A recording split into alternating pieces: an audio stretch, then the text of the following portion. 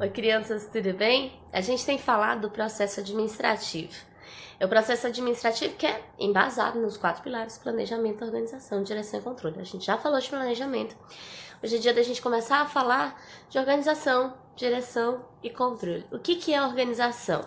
A gente já estudou o conceito de organização como sendo organização de organismo, de empresa, de entidades, enfim. Não é esse conceito. Quando a gente fala de organização como processo administrativo, nós estamos falando especificamente da ideia de colocar cada recurso, cada máquina, cada equipamento direcionado para as suas funções, para as funções onde eles serão necessários. Também me diz respeito a departamentalizar, ou seja, separar a minha empresa, a minha organização em departamentos e atribuir funções relativas a cada uma das atividades desses departamentos de forma coesa, de forma estruturada, para que eu possa ter uma empresa que faça o seu trabalho com cada setor, cada departamento, sabendo exatamente qual é a sua atribuição. Por que isso é importante, turma?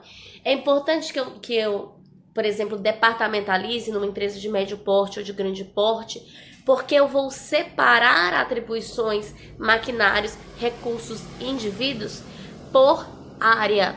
E eu não vou mais permitir que uma área invada na outra.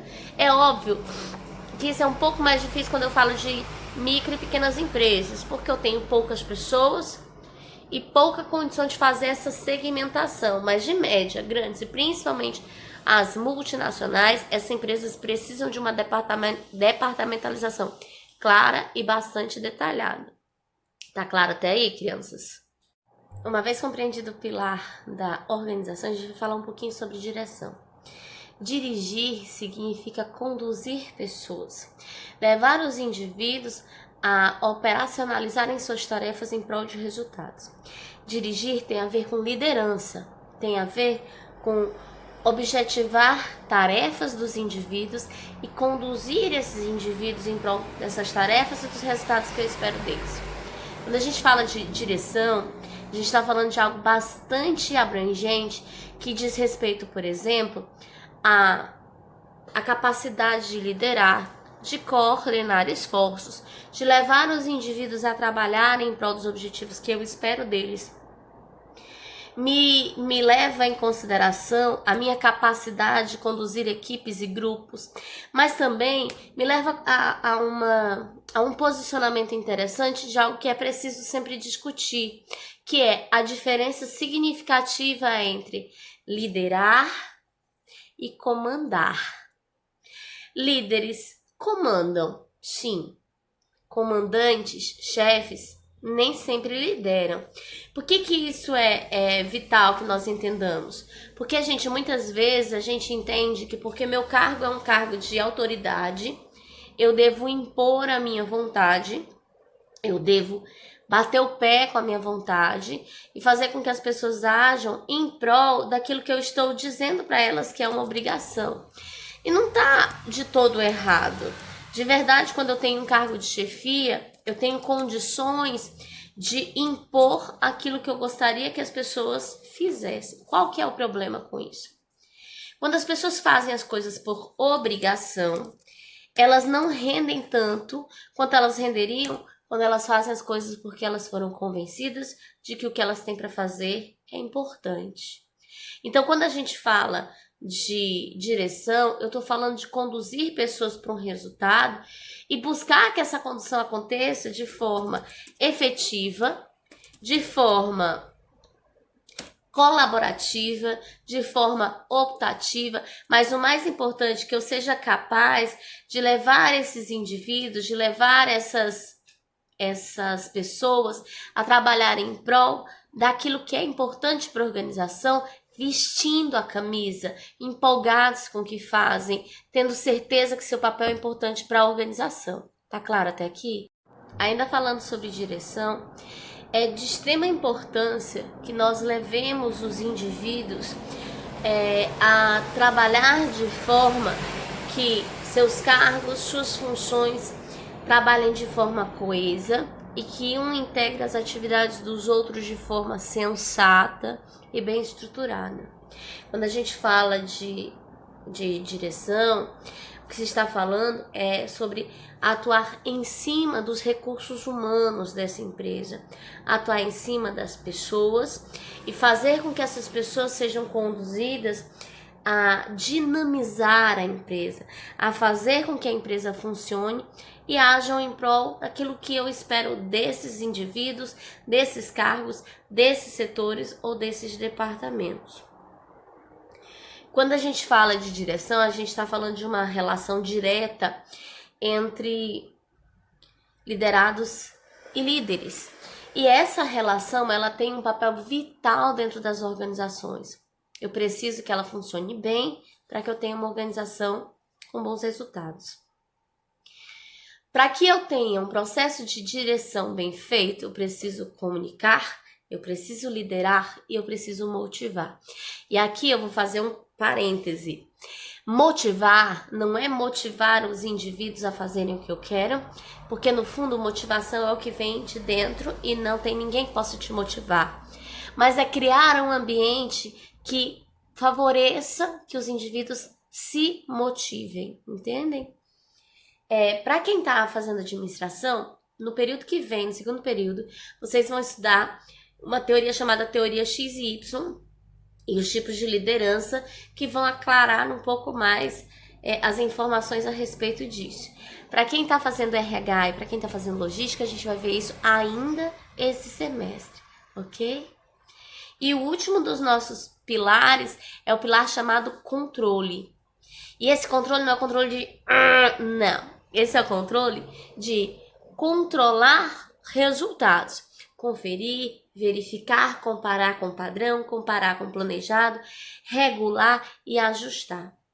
Eu faço um planejamento, lá no meu planejamento eu já designo os recursos, que é a organização, e eu já conduzo as pessoas, que é a direção. Eu estabeleço lá no meu planejamento metas e objetivos, e eu estabeleço condições de avaliação. Eu estabeleço os termos de avaliação.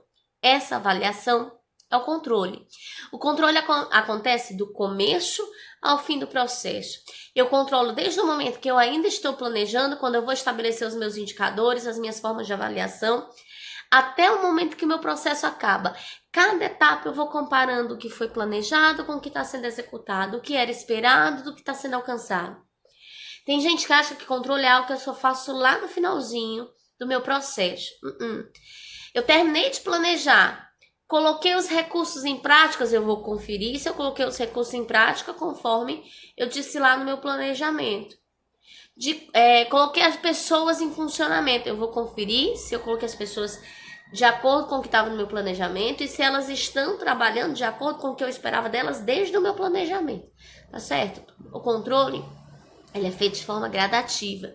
Vocês vão estudar uma disciplina chamada gestão da qualidade. Na gestão da qualidade, vocês vão aprender a importância de continuamente controlar todos os meus processos organizacionais. Quando a gente fala de controle, eu estou falando de olhar para todos os outros elementos do processo administrativo, planejamento, organização, direção, e observar como isso está acontecendo na prática, não mais no papel, não mais na teoria. E para que eu faço isso? Eu faço isso para averiguar se o meu planejamento, a minha organização e minha direção foram feitas da forma adequada ou se eu preciso fazer ajustes. É importante, turma, que vocês se lembrem da seguinte informação. Eu não vou fazer ajustes só quando as coisas ficarem pior do que eu esperava. Eu também faço ajustes quando as coisas estão melhores do que eu esperava. Por quê, gente? Porque eu não posso subestimar resultados. Então eu esperava que com o meu planejamento, com aquela matéria-prima e com aquelas pessoas, eu produzisse 100 unidades por dia. Eu estou produzindo 110, eu tenho que descobrir por quê e ajustar. Se eu vou ajustar os resultados planejados, se eu estou exigindo mais dos meus funcionários que eu devia, se eu vou ajustar as ferramentas, se eu estou forçando o maquinário, ou se eu só tenho mesmo que mexer nos valores que eu espero de resultado, porque com aqueles elementos que eu tinha, o resultado é 110 e não 100. Quando a gente fala de controle, a gente está falando de uma capacidade que a gente precisa de mensurar, de avaliar todas as ações organizacionais, do começo ao fim de todos os processos. Quando a gente fala de controle, a gente está falando de mensuração e avaliação de desempenho. A gente está falando de tomar ações corretivas quando e quais sejam necessárias. E o mais importante, eu estou falando de garantir que o processo administrativo funcione. Não adianta eu planejar, organizar e dirigir se eu não efetivo o controle. Porque daí eu faço um planejamento lindo e eu não vou conferir se as coisas aconteceram como eu disse que aconteceriam. O controle, ele acontece em 4 etapas. Essas 4 etapas, elas acontecem gradativamente, mas elas acontecem em todo o processo em todo o processo administrativo, do início ao fim do planejamento, da organização e da direção. A primeira coisa, eu estabeleço padrões de desempenho. Eu não tenho como controlar se eu não estabelecer o padrão que eu espero. O que é padrão de desempenho? São os resultados, os indicadores com os quais eu vou comparar meus resultados. Meus resultados planejados e organizados e dirigidos. Segunda etapa, a avaliação de desempenho. Eu estabeleci os indicadores, eles estão lá registrados desde o planejamento. Eu vou avaliando o desempenho etapa por etapa, parte a parte, para descobrir como as coisas estão acontecendo. Terceira etapa, eu vou comparar esse desempenho que está sendo avaliado com os meus indicadores que foram projetados. Eu vou comparar os dois para ver se está igual. Enfim, eu vou conferir se os meus resultados estão melhores do que o esperado. E se meus resultados estiverem melhores do que o esperado, eu vou ajustar os resultados esperados. Ou se meus resultados estão piores do que o esperado, e aí eu vou ter que avaliar onde foi que eu enxerguei errado. Foi no planejamento? Foi na atribuição das funções dos meus recursos? Foi no controle dos indivíduos? Onde foi que eu estabeleci algo que não estava adequado? Certo, crianças? Alguma dúvida até aqui? Espero que não. Por hoje é só, e nessa videoaula vocês estão liberados.